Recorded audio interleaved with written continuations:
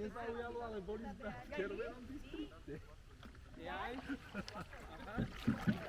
No tak to teda prekvapilo vtedy.